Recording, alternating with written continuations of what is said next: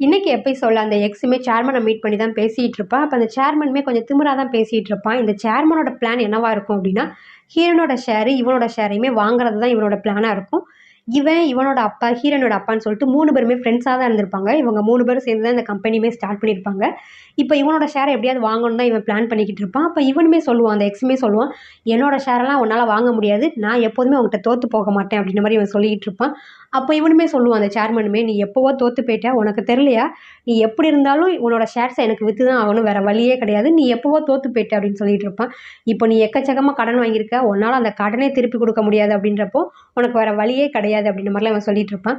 "நீ என்னதான் சொன்னாலும் சரி, நான் உன்கிட்ட தோத்து போக மாட்டேன். என்னால முடிஞ்சத நான் பார்ப்பேன்." அப்படின்ற மாரி இந்த எக்ஸும் சொல்லிக்கிட்டு இருப்பான். இப்ப அந்த சேர்மனுமே சிரிச்சுக்கிட்டே சொல்லுவான், "இவ்ளோ கடன் வச்சிருந்தும் திருப்பி திருப்பி உனக்கு லோன் குடுத்தாங்களே, எப்படி நீ யோசிக்கவே இல்லையா? அது எல்லாமே என்னோட பிளான்ல ஒண்ணு தான். நீ கடன் வச்சிருந்தும் உனக்கு கடன் குடுத்தாங்கன்னா, நீ கடைசியில எல்லாத்தையுமே இழந்து நிக்கணும் அப்படின்றதுக்காக தான் இதெல்லாமே நான் பண்ணேன். கடைசியில இப்போ உன்கிட்ட ஒண்ணுமே கிடையாது. அதனால நீ கண்டிப்பா உன்னோட ஷேர்ஸ நீ வித்து தான் ஆகணும்." அப்படின்ற மாரி இவன் சொல்லிட்டு இருப்பான். ஆனா இவன் அத ஏத்துக்கவே மாட்டான். இந்த சேர்மனுமே பேசிட்டு அங்கருந்து போயிருவான். அங்க கட் பண்ணா இங்க ஹீரோயினை தான் காட்டுவாங்க. ஹீரோவ அவங்களோட ஸ்டோர் ரூமுக்கு தான் கூட்டிட்டு வருவா. அந்த திங்ஸ் எல்லாம் வைக்கிறதுக்காக. ஹீரோவோட திங்ஸ் எல்லாத்தையுமே அந்த ஸ்டோர் ரூம்ல வைக்கிறதுக்காக தான் கூட்டிட்டு வருவா. ஹீரோ இப்ப அந்த வீட்ல இருந்து ஹீரோயினி கூட ஸ்டே பண்ணலான்னு சொல்லிட்டு வந்திருப்பாங்க. அவங்க 2 பேரும் லவ் பண்றாங்களா, சரி சேர்ந்து இருக்கட்டும் அப்படின்றதுக்காக ஹீரோவா தான், "நான் வந்து ஹீரோயினி கூட ஸ்டே பண்ணிக்கிறேன். நீ அந்த பொண்ணு கூட ஸ்டே பண்ணிக்கோ." அப்படின்னு சொல்லிட்டு ஹீரோ தான் சொல்லியிருப்பான். அதனால தான் அவனோட திங்ஸ் எல்லாமே எடுத்துட்டு வந்து இந்த ஸ்டோர் ரூம்ல வைக்கிறதுக்காக ஹீரோயினி வந்திருப்பாங்க. அப்போது அங்க ஒரு புக் இருக்கும். அதையுமே எடுத்து பார்த்துட்டு இருக்கப்போ அதுக்குள்ள ஒரு லெட்டர் இருக்கும். என்ன லெட்டரா இருக்கும் அப்படின்னு சொல்லிட்டு ஹீரோயினுமே அதை எடுத்து பார்த்துட்டு இருப்பாங்க. அப்போது அவளோட எக்ஸ் ஹஸ்பண்ட் இருப்பான்ல, அவனோட அப்பா எழுதின லெட்டரா தான் இருக்கும். அன்னைக்கு ஹீரோனோட அப்பா அந்த எக்ஸ் ஹஸ்பண்டோட அப்பாவை பார்க்க போயிருந்திருப்பால, அதுக்கடுத்து என்ன நடந்துச்சுன்னு சொல்லிட்டு நமக்கு காமிச்சிருக்க மாட்டாங்க. இப்பதான் நமக்கு காட்டுவாங்க. இவங்க அப்பாவுமே அவனை போய் பார்க்க போயிருப்பாங்க. அவன் ஃப்ரெண்டா தான் இருப்பான். அவன்கிட்ட போய் பேசிட்டு இருப்பாங்க. "நீ எதை நினைச்சு ஃபீல் பண்ணாத. ஃபர்ஸ்ட் உன்னோட ட்ரெஸ் எல்லாம் எடுத்து வச்சுட்டு நீ என் கூட வா." அப்படின்ற மாதிரி கூப்பிட்டுருப்பாங்க ஹீரோனோட அப்பா. ஆனா அவன் வந்துட்டு, "நான் வரல." அப்படின்ற மாதிரி தான் சொல்லியிருப்பான். "உன்கிட்டயே நான் நிறைய கடன் வாங்கிட்டேன். நான் நிறைய பேர்கிட்ட கடன் வாங்கினதுனால எல்லாருமே இப்ப கடனை திருப்பி கேட்டுட்டு இருக்காங்க. என்னால இப்ப அந்த கடனை கொடுக்க முடியல. அதனால என்ன பண்ணனே தெரியல." அப்படின்ற மாதிரி இவன் ரொம்ப ஃபீல் பண்ணி சொல்லிட்டு இருப்பான். அப்ப அவங்க அப்பாவுமே, "இங்க பாருடா, அதை பத்திலாம் நீ எதுவுமே யோசிக்காத. நான் உன்னை பாத்துக்கிறேன். நீ அதை பத்திலாம் யோசிக்காம நீ கிளம்பு." அப்படின்ற மாதிரி சொல்றப்போ, அப்ப இவனுமே ஹீரோனோட அப்பாவை கட்டி பிடிச்சிட்டு ஃபீல் பண்ணிட்டு இருக்கப்போ, இவன் ஒரு லெட்டர் எடுத்துட்டு ஹீரோனோட அப்பாவோட கோட் பாக்கெட்ல வச்சிருப்பான். அந்த லெட்டரை தான் இப்ப ஹீரோனி ரீட் பண்ணிட்டு இருப்பாங்க. இவங்க அப்பாவும் போயிட்டு அவனுக்குரிய ட்ரெஸ் எல்லாம் எடுத்து வச்சிட்டு இருக்கப்போ, இவன் அவங்க அப்பா பார்க்காத நேரமா பார்த்து, அசந்த நேரமா பார்த்து மாடியில இருந்து குதிச்சு தற்கொலை பண்ணியிருப்பான். ஆனா இதை பார்த்து அந்த எக்ஸ் நினைச்சுப்பான், ஹீரோனோட அப்பா தான் நம்ம அப்பாவை கொன்னுட்டாங்க. அவனாலதான் நம்ம அப்பா இறந்து போயிட்டாரு சூசைட் பண்ணி அப்படின்னு சின்ன வயசுலயே அவன் அப்படி நினைச்சிருப்பான். ஆனா உண்மையா நடந்தது இந்த விஷயம் தான். ஹீரோனோட அப்பா ரொம்ப நல்லவராவே இருந்திருப்பாங்க. அவனை வந்து நல்ல ஒரு ஃப்ரெண்டா தான் பார்த்திருப்பாங்க. அவனுக்கு கஷ்டம் வரும்போது உதவி பண்ணலான்னு சொல்லிட்டு தான் போயிருப்பாங்க. அவங்க அப்பாவை தான் அந்த கடன் தொல்லையால என்ன பண்ணன்னு தெரியாம அந்த கடனை திருப்பி கொடுக்க முடியாம சூசைட் பண்ணி செத்து போயிருப்பாங்க. இந்த விஷயம் எதுவுமே தெரியாத இந்த எக்ஸுமே நம்மளோட அப்பா சாவுக்கு ஹீரோனோட அப்பா தான் காரணம்னு சொல்லிட்டு பழி வாங்கணும்னு நினைச்சிருப்பான் இவ்வளவு வருஷமா. அதுக்காக தான் இவன் இதெல்லாமே பண்ணிட்டு இருந்திருப்பான். இவ்வளவு வருஷமா இவன் இதுக்காக தான் பழி வாங்கிட்டு இருந்திருப்பான். அங்க கட் பண்ண இந்த எக்ஸை தான் கட்டுவாங்க. எக்ஸுமே போயிட்டு சேர்மனை கடத்த போவான். ஏன்னா சேர்மனாலே தான் நம்ம அப்பா இறந்து போயிட்டாங்க. இவனும் உதவி பண்ணணும்னு நினைச்சா பண்ணியிருந்திருக்கலாம். இவன் எதுவுமே பண்ணல. இவனாலே தான் நம்ம ஃபேமிலி இப்படி ஆயிடுச்சுன்னு சொல்லிட்டு அவனே ஏதாவது பண்ணணும் அப்படின்னு சொல்லிட்டு கடத்த போவான். அந்த இடத்துல ஹீரோவுமே நின்றுட்டு இருப்பான். இவன் இங்க இருந்து கடத்திட்டு போவதை பார்த்த உடனே ஹீரோவுமே ஃபாலோ பண்ணி வந்துட்டு இருப்பான். இவன் கார் எடுத்துட்டு அங்க இருந்து போயிடுவான். அவனை கடத்தி அங்க இருந்து கூட்டிட்டு போயிடுவான். இங்க ஹீரோயின்மே இந்த லெட்டரை எடுத்துட்டு எப்படியாவது அவனுக்கிட்ட கொடுக்கணும் அப்படின்னு சொல்லிட்டு வருவா. இங்க அவ ஒய்ஃபை தான் வந்து பார்த்துட்டு இருப்பா. அவகிட்ட நடந்த விஷயத்த எல்லாமே சொல்லுவா. அவளும் அந்த லெட்டரை வாங்கி பார்ப்பா. பார்த்துட்டு, கண்டிப்பா இந்த லெட்டரை என்னோட ஹஸ்பண்ட் பார்க்கக்கூடாது. பார்த்தாருன்னா ரொம்பவே ஃபீல் பண்ணுவாரு. இத்தனை வருஷமா அவரோட லைஃபே இதுக்காக தான் வேஸ்ட் பண்ணிட்டாரு. நம்ம பண்ணது தப்பு, நம்ம அப்பா பண்ணதும் தப்பு. நம்ம அப்பாவா தான் இறந்து போனாரு. அதுக்கு யாருமே காரணம் இல்ல அப்படின்ற விஷயம் தெரிஞ்சுச்சுன்னா, ரொம்பவே உடைஞ்சு போயிருவாரு. இதுக்கு மேல அவர் கஷ்டத்த குடுக்க நான் விரும்பல. அதனால இந்த லெட்டரை நான் குடுக்க மாட்டேன் அப்படின்ற மாரி சொல்லிட்டு இருப்பா. அதே டைமுக்கு இவளுக்கு ஃபோன் வரும் அந்த டிரைவர்ட்ட இருந்து. இந்த மாதிரி உங்களோட ஹஸ்பண்ட் சேர்மனை கிட்னாப் பண்ணிட்டு போயிட்டாங்க அப்படின்ற மாதிரி கால் வரும். அதை கேட்டோன்னே இவளுமே பதறி அடிச்சுட்டு அங்கேருந்து போவா. அப்போ ஹீரோயினுமே, "தயவுசெய்து இந்த லெட்டரையும் கொண்டுட்டு போய் அவன்கிட்ட கொடு." அப்படின்னு சொன்னோன்னே இவளுமே அந்த லெட்டரை வாங்கிட்டு அங்கேருந்து வருவா. இந்த இடத்துல அந்த எக்ஸை தான் காட்டுவாங்க. அந்த எக்ஸுமே அந்த சேர்மனை எங்கே கூட்டிட்டு வந்திருப்பான்னா, இவங்க அப்பாவோட கல்லறைக்கு தான் கூட்டிட்டு வந்திருப்பான். அங்கே வந்துட்டு, "இங்கே பாரு, என் அப்பாக்கிட்ட நீ மன்னிப்பு கேளு, ஃபர்ஸ்ட் நீ மன்னிப்பு கேளு." அப்படின்ற மாதிரி சொல்லிட்டு இருப்பான். அந்த சேர்மனுக்குமே புரியாது. "நான் ஏன்டா மன்னிப்பு கேட்கணும்? உங்க அப்பாவை நான் என்ன பண்ணேன்? நான் ஒண்ணுமே பண்ணலையே." அப்படின்ற மாதிரி நின்றுட்டு இருப்பான். "இப்ப நீ மன்னிப்பு கேட்க போறியா, இல்லைன்னா உன்னை நான் அடிச்சே சாகடிக்கட்டுமா?" அப்படின்ற மாதிரி சொன்னோன்னே இவனுமே, "சரி, ஓகே ஓகே, நான் கேட்கிறேன்." அப்படின்னு சொல்லிட்டு, "சாரி, என்னை மன்னிச்சுட்டு. நீ இறந்து போனதுக்கு அடுத்து உன்னோட பிள்ளைக்கு நான் உதவி பண்ணியிருந்திருக்கணும். ஆனா நான் பண்ணாம விட்டுட்டேன். அது என்னோட தப்பு தான்." அப்படின்ற மாதிரி மன்னிப்பு கேட்டுட்டு இருப்பான். ஏன்னா இவன் அந்த தப்பை பண்ணியிருந்திருப்பான். இவன் ரொம்ப சின்ன வயசா இருக்கிறப்ப இவங்க அம்மா ஹெல்ப் கேட்டு விட்டுருப்பாங்க. அதுக்கு இந்த சேர்மன் உதவி பண்ணியிருந்திருக்க மாட்டான். அதுக்காக சாரி கேட்டுட்டு இருப்பான். அப்ப இவனுமே, "எதுக்காக நீ சாரி கேட்கிற? அப்படிலாம் கிடையாது. உன்னால தான் என் அப்பாவும் இறந்து போனாங்க. அதனால நீ சாரி கேளு." அப்படின்ற மாதிரிலாம் அவனை போட்டு அடிச்சுட்டு இருப்பான். "இப்ப நீ கேட்க போறியா? இல்ல அப்படின்னா நான் உன்னை கொல்லட்டுமா?" அப்படின்ற மாதிரிலாம் சொல்லிட்டு இருக்கப்போ, "அதான் கேட்டுட்டல, இன்னும் என்ன பண்ணணும்?" அப்படின்ற மாதிரி சேர்மன் நின்றுட்டு இருப்பான். இப்போ நான் 3 எண்ணம் எண்ணுவேன். அதுக்குள்ளே நீ அப்பா கிட்ட காலில் விழுந்து மன்னிப்பு கேளு அப்படின்ற மாதிரி சொல்லிட்டு இருப்பான். அவன் அமைதியாகவே நின்றுட்டு இருந்தானே இவன் அடிக்கிறதுக்கு கம்ப ஓங்குவான். கரெக்டாக அந்த இடத்துக்கு ஹீரோ, அந்த சித்திக்காரி எல்லாருமே அந்த இடத்துக்கு வந்துருவாங்க. வந்துட்டு அந்த டிரைவருமே அவனை பிடிச்சி வச்சுப்பாங்க. அவனுமே என்னை விடுங்க, நான் அவனை அடிக்கணும் அப்படின்ற மாதிரி சொல்லிட்டு இருக்கப்போ அந்த சித்திக்காரி தான், கொஞ்சம் அமைதியா இரு, ஃபர்ஸ்ட் நான் சொல்றதை மட்டும் கேளு. இவெல்லாம் நீ நினச்சிக்கிட்டு இருந்தல, அது எல்லாமே தப்பு. உன் அப்பா இறந்ததுக்கு உன் அப்பா தான் காரணம். நிறைய கடன் வாங்கி வச்சதுனால தான் உன் அப்பா இறந்து போனாரு. மற்றபடி உன் அப்பா சாவுக்கு யாருமே காரணம் கிடையாது. இது உன் அப்பா எழுதின லெட்டர் தான். இதை ஃபர்ஸ்ட் படிச்சு பாரு, எல்லா உண்மையும் தெரியும் அப்படின்றப்போ, இல்லை நீங்கள் எல்லாருமே சேர்ந்து என்னை ஏமாற்ற பார்க்குறீங்க. இவ்வளோ வருஷமா அந்த லெட்டரை யாருமே கொடுக்கல. இப்போ புதுசாக வந்துட்டு என் அப்பா கொடுத்த லெட்டர்னு சொன்னால் நான் எப்படி நம்புவேன்?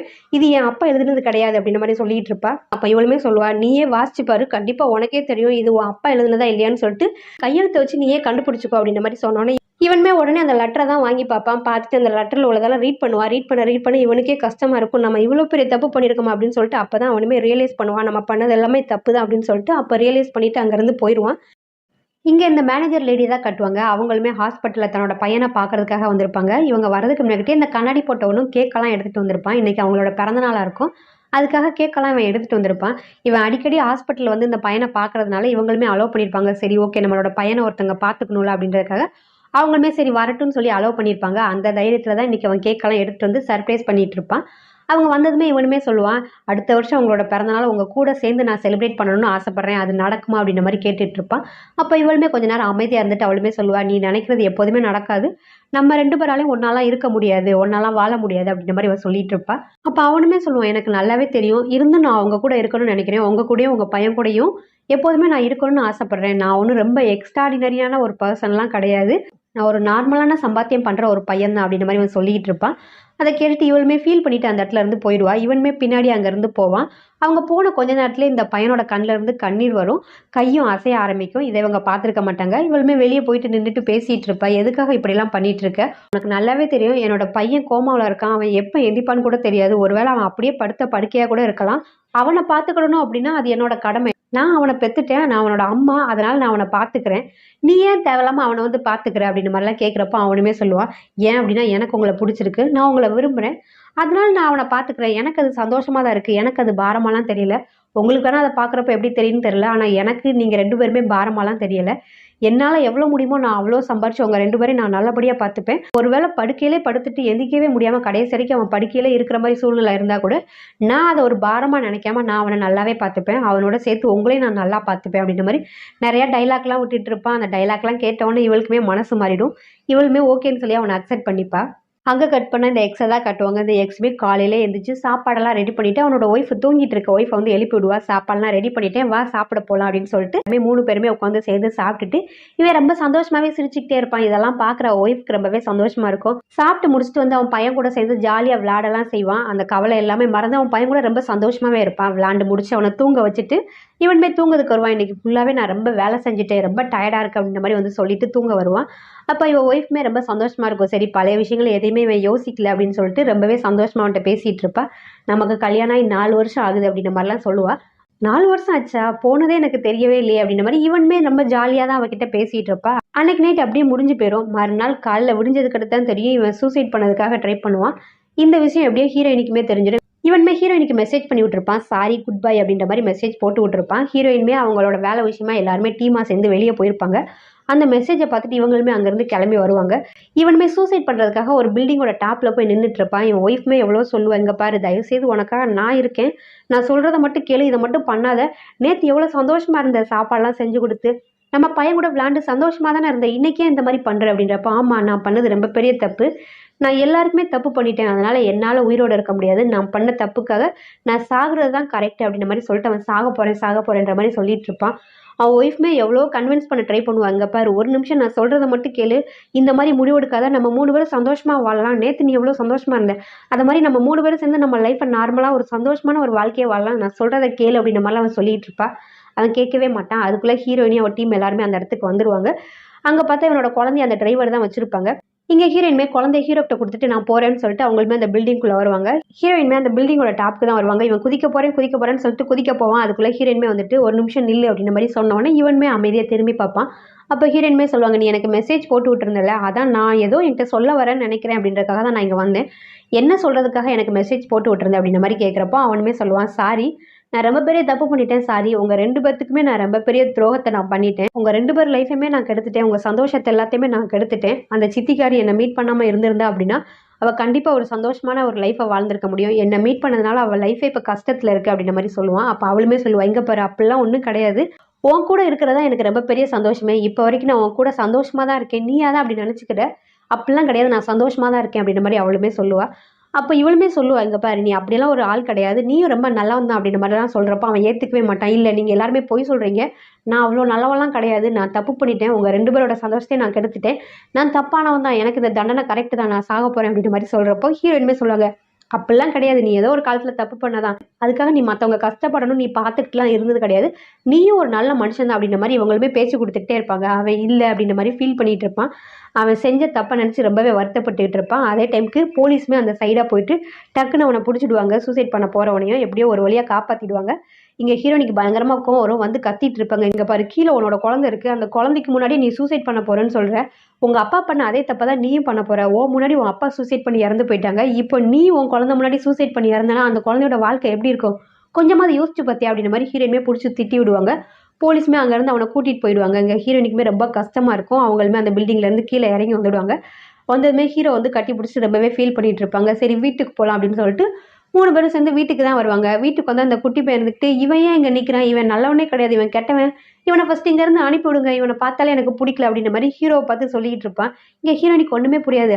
"அப்படிலாம் கிடையாது. அவங்க என்னோட ஃப்ரெண்டு. ரொம்ப நல்லவங்க. உனக்கும் அவங்க ஃப்ரெண்டு தான்." அப்படின்ற மாரி சொல்லுவாங்க. ஆனா அந்த குட்டி பையன் ஏத்துக்கவே மாட்டான். "கெட்டவன், கெட்டவன்." அப்படின்ற மாரி அந்த பையன் கத்திக்கிட்டு இருப்பான். ஹீரோயினுமே சமாளிக்க முடியாம அவன எடுத்துட்டு போய் ஒரு ரூம்ல விட்டுட்டு வந்துருவாங்க. அப்ப ஹீரோவுமே, "சரி நான் இங்க இருந்தா பிரச்சனையாகும். நான் வேணா ஒரு ஹோட்டலுக்கு போய்க்கிறேன்." அப்படின்ற மாரி சொல்றப்ப, ஹீரோயினுமே, "அப்பல்லாம் ஒண்ணும் இல்ல. நீ பக்கத்து ரூம்ல போய் தூங்கு. ஒண்ணும் பிரச்சனை கிடையாது." அப்படின்ற மாரி சொல்லிட்டு ஹீரோயினுமே அவங்க பெட்ரூம்க்கு போயிருவாங்க. இங்க இந்த எக்ஸ தான் காட்டுவாங்க. இந்த எக்ஸுமே கம்பெனிக்கு வந்திருப்பான். வந்துட்டு அங்க ஒர்க் பண்ற எம்ப்ளாயீஸ் முன்னாடிலாம் நின்னுட்டு மன்னிப்பு கேட்டுட்டு இருப்பான் அவங்க எல்லாத்துட்டயுமே. மன்னிப்பு கேட்டு முடிச்சுட்டு அங்கருந்து கிளம்பி இந்த சித்திக்காரிய தான் பார்க்க வந்திருப்பான். கையில ஒரு ஃபைலையுமே எடுத்துட்டு வந்திருப்பான். "இதுல நான் சைன் பண்ணிட்டேன். நீ சைன் பண்ணு." அப்படின்ற மாரி அவன் சொல்லுவான். ஆனா அவ சைன் பண்ண முடியாது அப்படின்ற மாரி சொல்லிட்டு இருப்பா. அப்ப அவனுமே சொல்லுவான், "உனக்கு என்ன விட ஒரு பெட்டரான நல்ல லைஃப் கிடைக்கும். அதனால தயவு செய்து அதில சைன் பண்ணு." அப்படின்ற மாரி சொல்லிட்டு இருப்பான். அவளுமே சொல்லுவா, "இங்க பாரு உன்ன விட எனக்கு யாருமே பெட்டர் கிடையாது. உன் கூட இருக்கிறது எனக்கு ரொம்பவே சந்தோஷமா இருக்கு. அதுவும் இந்த மாரி ஒரு சூழ்நிலையில என்னால உன்ன விட்டுட்டு போக முடியாது. இதுல என்னால சைன் பண்ண முடியாது. நான் சைன் பண்ண மாட்டேன்." அப்படின்ற மாரி அவ சொல்லிட்டு இருப்பா. இவனுக்குமே டென்ஷன் ஆயிடும். "எதுக்காக இப்படி பண்ணிட்டு இருக்க? அதுல நீ சைன் பண்ணு. அதேபோல நான் இவ்வளோ வருஷமா லவ் பண்ண ஆள் நீ நினைச்சிட்டு இருக்கியா? நான் ஒண்ணும் உன்ன லவ் பண்ணல." அப்படின்ற மாரி அவன் சொல்லிடுவான். ஓப்பனாவே சொல்லிடுவான். அதேபோல ஜஸ்ட் ஒரு பார்ட்னரா மட்டும் தான் நான் உன்ன பார்த்தேன். மத்தபடி எனக்கு உன் மேல எந்த ஃபீலிங்ஸும் கிடையாது. நீ ஒண்ணும் அந்த குழந்தையோட உண்மையான அம்மா கிடையாதுல்ல. ஸ்டெப் மதர் மட்டும் தானே. அதனால இதுல சைன் பண்ணு." அப்படின்ற மாரி இவன் சொல்லிட்டு இருப்பான். "இல்ல உனக்காக கொஞ்சம் காசு வச்சிருக்கேன். உன்னோட லைஃப்ப நீ பார்த்துக்கோ." அப்படின்ற மாரி அந்த கார்டையுமே போட்டுட்டு அவன் அங்கருந்து போயிடுவான். "இதுல சைன் பண்ணு." அப்படின்ற மாரி சொல்லிட்டு அங்கருந்து போயிடுவான். ரொம்ப ஃபீல் பண்ணிட்டே தான் அவன் அங்கருந்து போவான். இவளுக்குமே ரொம்பவே கஷ்டமா இருக்கும். இவன் ஏன் இப்படி பண்றான் அப்படின்னு சொல்லிட்டு இவ ரொம்பவே கஷ்டப்படுவா. ஏன்னா இவன ரொம்பவே உண்மையா காதலிச்சிருப்பா. அதேபோல அந்த குழந்தையும் தன்னோட சொந்த குழந்தை மாரி தான் பார்த்திருப்பா. இப்ப வரைக்குமே ஒரு ஸ்டெப் மதர் மாரி அந்த குழந்தைகிட்ட நடந்திருக்கவே மாட்டா. அங்க கட் பண்ணா இங்க ஹீரோயினிய தான் காட்டுவாங்க. ஹீரோயினோட வீட்டுக்குமே ஒரு எக்ஸ்பிரஸ் மெயில் தான் வந்திருக்கும். இவளுமே அத வாங்கி பார்த்துட்டு இருப்பா. அது ஒரு அக்ரீமெண்ட் பேப்பரா தான் இருக்கும். அந்த குழந்தையோட கஸ்டடி இவ பேருக்கு மாத்தி வந்திருக்கும். அத பார்த்துட்டு இவ உடனே அந்த எக்ஸுக்கு தான் கால் பண்ணுவா. அவன் என்னடான்னா போலீஸ் ஸ்டேஷன் முன்னாடி தான் நின்னுட்டு இருப்பான். அப்ப அவளுக்கு கால் பண்ணி கேட்டுட்டு இருப்பா. "என்ன அக்ரீமெண்ட் இது?" அப்படின்ற மாரிலாம் கேட்டுட்டு இருக்கப்ப அவனுமே சொல்லுவான், "அந்த குழந்தைய இனிமே நீ தான் பார்த்துக்கணும். அது உன்னோட குழந்தை. நீ நல்லா பார்த்துப்பன்னு எனக்கு தெரியும். அதனால இனிமே எனக்கு குழந்தைய பத்தி எந்த ஒரு கவலையும் இல்ல.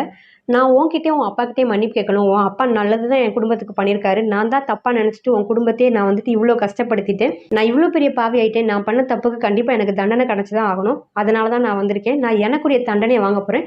இனிமே அந்த குழந்தைய நீ நல்லா பார்த்துக்கோ." அப்படின்ற மாரி சொல்லிட்டு இவன் ஃபோன கட் பண்ணிட்டு அங்க இருக்க போலீஸ் ஸ்டேஷனுக்குள்ள போயிடுவான். இவளுமே இங்க இருந்து கிளம்பி குழந்தைய போய் ஸ்கூல்ல இருந்து கூட்டிட்டு வரதுக்காக போவா. அந்த குழந்தையுமே ஸ்கூல் முடிஞ்சு வெளிய வரும். பார்த்தா இவன் நின்னத பார்த்தோனே, "அம்மா, அப்பா எங்க? அம்மா, அப்பா வந்தா தான் நான் வருவேன்." அப்படின்ற மாரி அந்த குழந்தை அடம் பிடிச்சிட்டு இருக்கும். ஹீரோயினுமே என்னலாமோ சொல்லி பாப்பா. "அம்மா, அப்பா வேலையில இருக்காங்க. அதனால தான் நான் கூப்பிட வந்திருக்கேன். வா." அப்படின்ற மாரிலாம் சொல்லி பாக்கும். அந்த குழந்தை வரவே மாட்டேன்னுட்டு இருக்கும். "அம்மாவும், அப்பாவும் வந்தா மட்டும் தான் நான் வருவேன். இல்லன்னா நான் வரமாட்டேன்." அப்படின்ற மாரி அந்த குழந்தை அந்த இடத்துல ஒரு இடத்துல உட்காந்துக்கும். அதே டைம்க்கு ஹீரோவுமே வேஷம்லாம் போட்டு அந்த இடத்துக்கு வந்திருப்பான். அத பார்த்தோனே இந்த பையனுமே சந்தோஷமாயிடுவான். "என்ன கூட்டிட்டு போறதுக்காக தான் வந்தீங்களா?" அப்படின்ற மாரிலாம் கேட்டுட்டு இருக்கப்போ, அவனுமே சொல்லுவான் ஹீரோவுமே, "ஆமா உன்ன கூட்டிட்டு போறதுக்காக தான் வந்தேன்." அப்படின்னோனே அந்த குழந்தையும் ரொம்ப சந்தோஷப்பட்டுக்கிட்டு ஹீரோ, ஹீரோயின் கூட சேர்ந்து வந்துட்டுருக்கும். அந்த பக்கம் ஓரமா அந்த சித்திக்காரியுமே நின்னு பார்த்துட்டுருப்பா. இந்த சித்திக்காரி அந்த குழந்தை மேல ரொம்பவே பாசமா இருப்பா. ஒரு ஓரமா நின்னு ஃபீல் பண்ணி பார்த்துட்டுருப்பா. இந்த சித்திக்காரியுமே நெறைய லாயர்ஸ்லாம் போய் மீட் பண்ணுவா. அந்த குழந்தையோட கஸ்டடி எனக்கு வேணும் அப்படின்ற மாரிலாம் கேட்டு பாப்பா. இவளும் ஒரு லாயர் தான். மற்ற லாயர்ஸ்ட்டையும் ஒப்பீனியன் கேட்பா. ஆனால் அவங்களுமே சொல்லுவாங்க, உங்களுக்கு தெரியாதா மேடம், அது அந்த பையனோட உண்மையான அம்மா அப்படின்றப்போ கண்டிப்பாக அந்த கஸ்டடி உங்களுக்கு கிடைக்காது, வாய்ப்பே இல்லை அப்படின்ற மாதிரி சொல்லிடுவாங்க. அதெல்லாம் கேட்குற இவளுக்கு கஷ்டமாகவே இருக்கும். 1% கூட 0.1% கூட வாய்ப்பு இல்லையா அப்படின்ற மாதிரிலாம் கேட்டுட்டு இருப்பா. ஏன்னா இவன் அந்த குழந்தை மேலே அவ்வளோ பாசமாக இருப்பா. இவங்களுமே இல்லை அப்படின்ற மாதிரி சொல்லிடுவாங்க. ரொம்ப கஷ்டப்பட்டுட்டே வந்துடுவா. இவளுமே ஒரு சின்ன ஒரு வீட்டில் தான் வாழ்ந்துட்டு இருப்பா. அங்கே கட் பண்ணாங்க ஹீரோயினை தான் காட்டுவாங்க. ஹீரோயின்மே ஸ்கூல் முடிச்சு அந்த பையனை கூட்டிகிட்டு வந்துட்டு இருப்பாங்க. அந்த இடத்துக்கு இந்த சித்திக்காரியுமே வருவா. அந்த பையனை பார்க்கணும் அப்படின்றதுக்காக வந்திருப்பா. அப்போ ஹீரோயின்ட்ட வந்து பேசிகிட்டு இருப்பா. அப்போ அவளுமே சொல்லுவா, என்னால் என்னோட பையன் இல்லாமல் தூங்க முடியல, சரியாக சாப்பிட கூட முடியல, அவன் என்ன பண்ணுறான் ஏது பண்ணுறான்ற மாதிரியே இருக்குது, நான் அவனை என்னோட சொந்த பையன் மாதிரி தான் வளர்த்தேன் அப்படின்ற மாதிரிலாம் அவள் சொல்லிட்டு இருப்பா. இதெல்லாம் கேட்குற ஹீரோயினுமே கொஞ்சம் கஷ்டமாக இருக்கும். வாரம் ஒரு நாள் நீங்கள் வந்து அவனை பார்த்துக்கலாம் அப்படின்ற மாதிரி அவள் சொல்லுவாள். அதெல்லாம் கேட்டுட்டு அவளுமே இருந்துட்டு, அது எப்படி ஒரு நாள் மட்டும், அப்போ மற்ற நாள் எனக்கு மற்ற நாள் என் குழந்தைய பார்க்கணுன்னு தோணாதா, அந்த குழந்தை என்ன பண்ணுது ஏது பண்ணுது, நான் எப்படி தனியாக இருக்க முடியும் என் குழந்தை இல்லாமல் அப்படின்ற மாதிரிலாம் சொல்லுவாள். ஆனால் ஹீரோயின் அது எதுக்குமே பதில் சொல்ல மாட்டா. உடனே சரி ஓகே, அந்த வாரத்தில் ஒரு நாளாவது நான் வந்து பார்க்குறேன் அப்படின்ற மாதிரி சொல்லிட்டு அந்த குழந்தைகிட்ட போவா. அந்த குழந்தை அம்மா பார்த்தோன்னே ஓடி வந்து அம்மா அப்படின்னு சொல்லிட்டு ரொம்ப அழ ஆரம்பிச்சிடும். இவளுக்குமே கஷ்டமாக இருக்கும். இவளுமே அழுவா. அம்மா ஏம்மா அழுறீங்க, அழாதீங்க, எங்கே போனீங்கம்மா, அப்பா வேற வந்து என்னை பார்க்கவே இல்லையே அப்படின்ற மாதிரி ரொம்ப ஃபீல் பண்ணிட்டு இருக்கும். வாய்க்கு வாய் அம்மா அம்மான்னு சொல்லிட்டு இருக்கோம். இதெல்லாம் கேட்குற ஹீரோயினுக்குமே கஷ்டமாக இருக்கும். நம்ம பெத்த அம்மா நம்மளை ஒரு வாட்டி கூட அந்த குழந்தை அம்மான்னு கூப்பிடலையே அப்படின்னு சொல்லிட்டு அவளுக்குமே கஷ்டமாக தான் இருக்கும். அந்த குழந்தையுமே ஏம்மா அப்பா வரவே இல்லை, என்னை ஏன் அப்பா வந்து பார்க்கவே மாட்டேன்றாங்க அப்படின்றப்போ அவளுமே சொல்லுவா, அப்பா நிறைய வேலை பார்த்துட்டு இருக்காருடா, அதனால தான் வர முடியல அப்படின்ற மாதிரி சொல்கிறப்போ, ஏம்மா அவ்வளோ கஷ்டப்பட்டு வேலை பார்க்கணும் அப்படின்ற மாதிரி இந்த குழந்தை கேட்கும். அப்போ அவளுமே சொல்லுவா, உனக்கு விளையாட்டு பொருள்லாம் வாங்கணும்ல, அதுக்காக தான் அப்பா ரொம்ப கஷ்டப்பட்டு வேலை பார்த்துட்டு இருக்காரு அப்படின்ற மாதிரி சொல்கிறப்போ, எனக்கு விளையாட்டு பொருளே தேவையில்லை, அப்போ தேவையில்லைன்னா அப்பா கஷ்டப்பட்டு வேலை பார்க்க வேண்டாம்ல, பேசாமல் என் கூட வந்து இருக்க சொல்லுங்கள், என் கூட விளையாட சொல்லுங்கள், என்னை வந்து பார்க்க சொல்லுங்கள் அப்படின்ற மாதிரி அந்த குழந்தை அழுதுகிட்டே சொல்லிட்டு இருக்கும். இதெல்லாம் கேட்குற ஹீரோயினுக்கும் கஷ்டமாக இருக்கும், அந்த சித்திக்காரிக்கும் ரொம்பவே கஷ்டமாக இருக்கும். அம்மா சொன்னால் கேட்கணும்ல, அம்மாவும் இப்போ கிளம்பணும், அம்மாவுக்கும் கொஞ்சம் வேலை இருக்குது. ஹீரோயினி என்ன சொன்னாலும் நீ கேட்கணும் ஓகேவா, நல்ல பையனாக இருக்கணும், நீ ரொம்ப பெரியவனா வளர்ந்தவொடனே கண்டிப்பாக அப்பா வந்து உன்னை பார்ப்பாங்க அப்படின்ற மாதிரிலாம் இவன் சொல்லிட்டு இருப்பா. அந்த குழந்தையால ஏற்றுக்கவே முடியாது. அம்மா இல்லை இல்லை நீங்கள் போகவே கூடாது, என்னை விட்டுட்டு நீங்கள் போகக்கூடாது அப்படின்ற மாதிரி அந்த குழந்தை கட்டி பிடிச்சிட்டு ரொம்ப அழ ஆரம்பிச்சிடும். அதோட அந்த எபிசோட் முடியுது. நெக்ஸ்ட் எபிசோட் நாளைக்கு பார்க்கலாம். பாய்.